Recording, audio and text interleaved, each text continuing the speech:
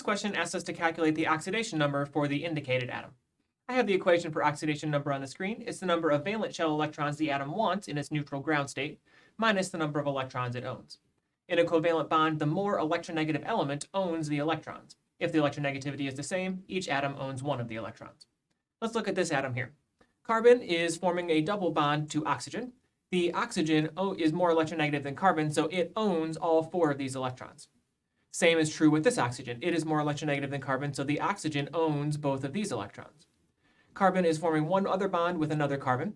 These 2 carbons have the same electronegativity. So in terms of this indicated carbon, it only owns the 1 electron. So to complete our oxidation number formula then, the oxidation number is equal to the valence shell electrons carbon wants in its neutral ground state, that would be 4, minus the number of electrons it owns. In this particular example, it only owns 1 of these electrons. So the oxidation number for this carbon is +3. This carbon is in the +3 oxidation state.